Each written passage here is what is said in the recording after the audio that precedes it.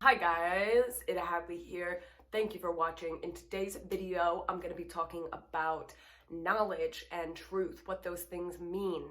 It seems particularly relevant in today's society because everybody feels like they know something and they cling to that concept of knowledge and truth like they're going to die if they let go. I'm sure you all know someone, or probably many people, that feel they really firmly know something. Whether they really know what politics are correct, or they know God is real, or they know God is unreal, they really feel as though what they believe is this absolute certainty. And in this video, we're really going to attack that certainty and question what it means to know something. How do you know that you know? What makes something knowledge versus just a random statement that is said? Plato said that for an assertion or a statement of a truth or apparent truth to be knowledge, it has to have three main characteristics or qualities. The first thing is that you must have a belief.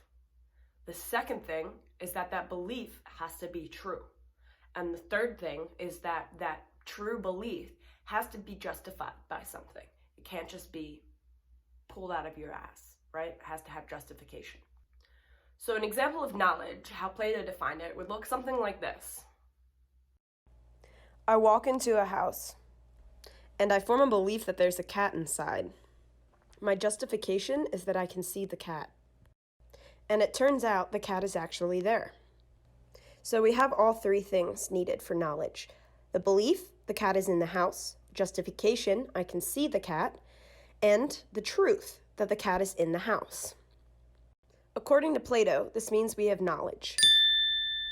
But pretty quickly, it's pointed out to us that there are problems with this, a very famous problem actually called the Gettier effect. And what the Gettier effect says is that you can have all three of those things. You can have a belief that is true and is justified and still not have knowledge. An example of this problem would look something like this. I'm back inside the house again, and as before, I form a belief there is a cat. This time, my justification is that I can hear the cat. And it turns out that the cat actually is inside the house. However, the noise I thought was the cat actually wasn't. It was a creaky door, not a cat meowing.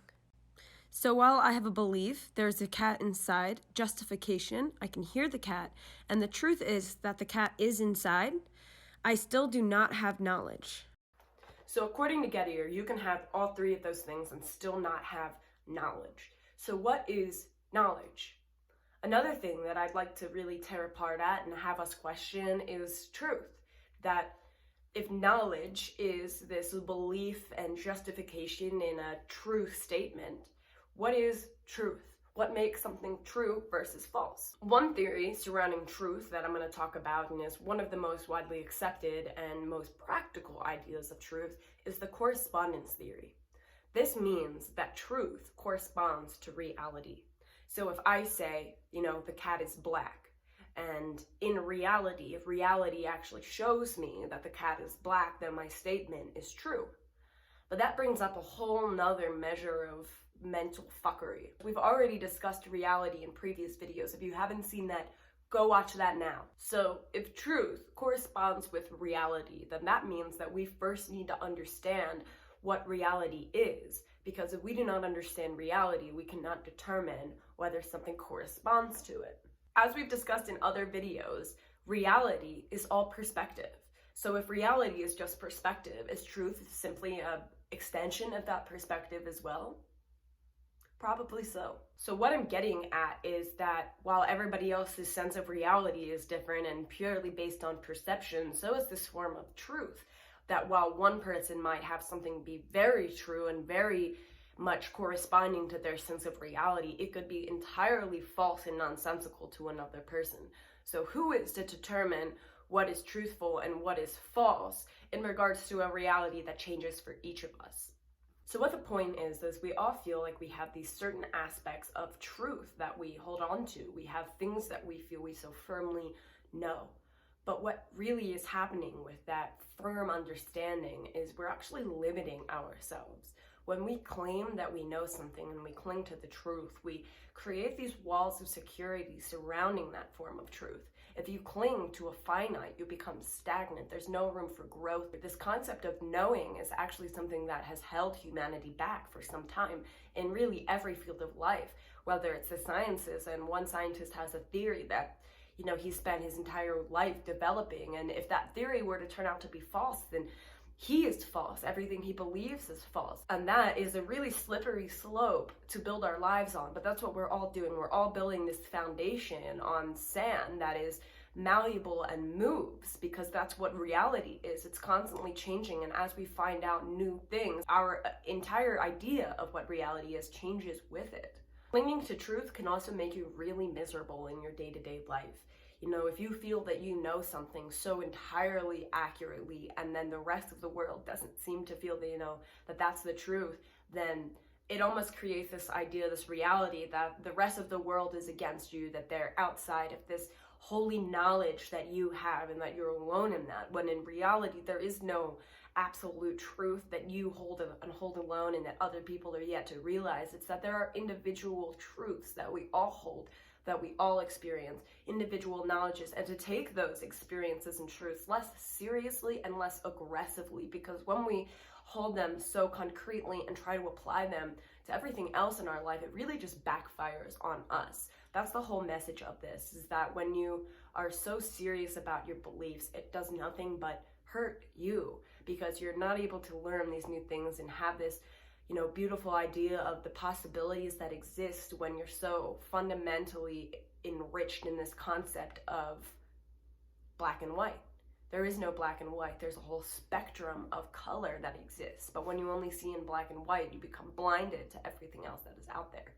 Truth is often very limited because it corresponds to our idea of reality, which is also very limited. At one time, we believed that all things were made out of the elements, earth, fire, air, and water. But then as our understanding evolved, as did our truth. So what is knowledge and what is truth other than belief and opinion and justification? But that justification we can't really understand if it's valid or not, if it corresponds to reality or not. Is all of this thing that we place all of this weight on really just merely belief, like everything else in life? Yes, there's no concrete way to prove anything in life.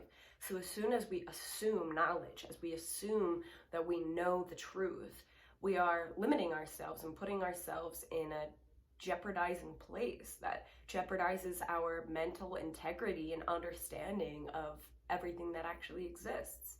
I think that whenever we first have this idea that knowledge and truth could be less concrete than we think they are, that we have this almost panicked sense come up in us where we feel we need to attack everything in our lives. That if I can't have legitimate justification in myself that I am real, I could just be a hallucination in somebody's mind that's in a coma. How do I know anything? How do I know what to do with myself, how to have a morality, where to do any of those things? Well, we have to be able to construct a belief system, and that's the key word, belief system, rather than a knowledge system. We have to change how it is we interpret information so that it's looser and less heavy, so that it's open to change and new things that we have to learn. I like to live my life by various degrees of certainty. I try to practice this mentality where I try not to know anything. I don't know who I am or that this world even exists, but I have an extreme degree of certainty in certain things. I am 99.999% certain that I am happy, that this existence that I see before me is the real one, right? But I'm not 100% sure. I'm not 100% sure of anything. Whenever you look at life in degrees of certainties, it becomes a lot more free and a lot less serious. You're okay to mess up. You're okay to not be correct, because nobody knows what correct fully is. That's really all I have for you guys for this video. I hope you enjoyed it, and I hope that these things give you something to think about the next time that your ego gets enraged and you're all up in your emotions because you feel somebody is attacking something you so firmly know. Take a minute and consider that that thing you know is just your perspective. There is no finite truth. Have that freedom. Allow yourself to have that freedom. And until I see you guys again with another video, which will be soon as shit, please take it easy, stay happy, stay chill, and be mindful, guys. Until then.